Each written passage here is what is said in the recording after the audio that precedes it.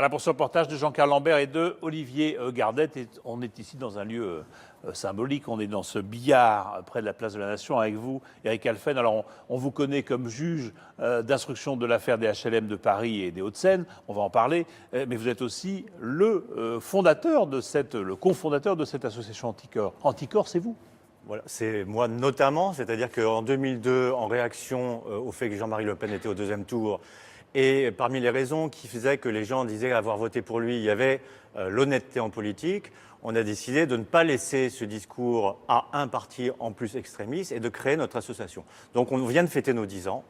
Donc 10 ans à traquer la corruption, 10 ans à chercher partout ce qui n'allait pas. On voit ces personnages, hein, on les sent investis, plus qu'investis dans cette mission-là. Ça a presque un côté un peu maniaque quelquefois, Alors, un peu obsessionnel. Je ne sais pas si Éric Darc et Jean-Christophe Picard sont maniaques, mais toujours est-il qu'on a besoin de gens comme ça qui vont chercher, qui vont soulever les dossiers, voir ce qu'il y a en dessous, tout simplement parce que la corruption, il faut bien comprendre que c'est quelque chose qui vicie la démocratie. La démocratie, c'est on met le bulletin dans l'urne, on fait confiance à quelqu'un qu'on élit, et après on espère qu'il va s'occuper de l'intérêt général. Or, au lieu de s'occuper de cet intérêt-là, eh ben, il est le jeu d'intérêts particuliers. Donc c'est un poison.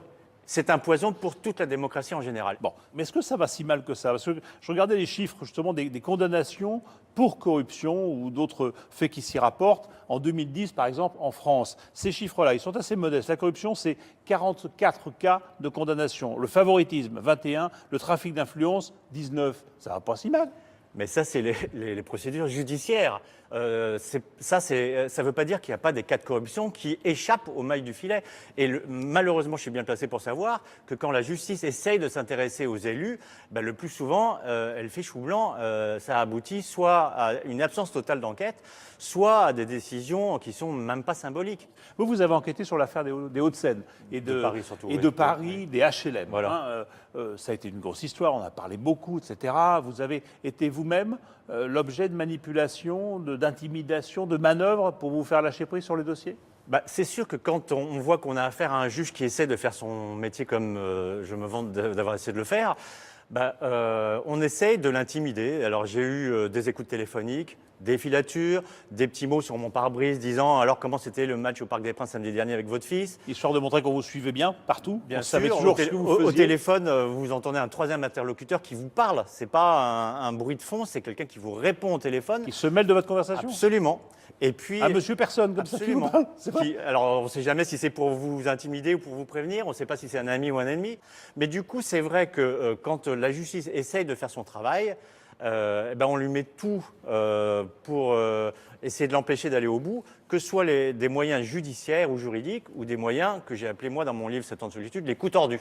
Bon, les coups tordus, c'est ce livre-là, hein, c'est 7 ans de solitude. Vous dites, la justice ne peut pas vraiment faire son boulot.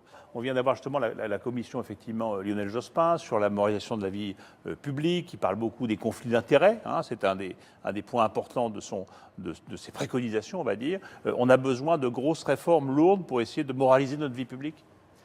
Bah, le rapport Jospin va évidemment dans le bon sens. Après, on va voir s'il y aura des suites, ce qui n'est pas entièrement certain. Mais il y a quelque chose qui est totalement oublié, c'est le fait de limiter dans le temps les mandats politiques.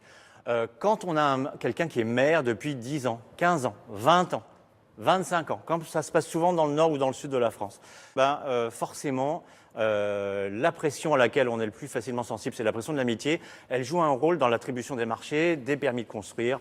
Et c'est pour ça que c'est un des grands oublis de la commission Jospin, c'est le fait de limiter les mandats dans le temps. Et deuxième chose, on parlait de la justice tout à l'heure, mais ce que nous, on prône depuis longtemps à Anticor, c'est l'inéligibilité à vie des hommes et des femmes politiques condamnés pour infraction financière.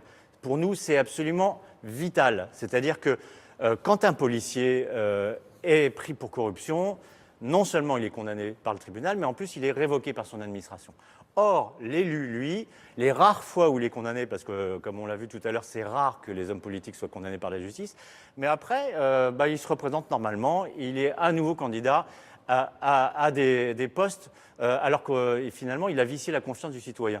Et ben, c'est absolument anormal et on considère, nous, qu'il y a suffisamment de bonne volonté pour laisser la chance à des gens honnêtes et non pas renouveler l'absence de confiance dans des gens malhonnêtes. Des mandats moins longs et plus de sévérité quand les gens, effectivement, font des faux pas. Absolument. Maintenant,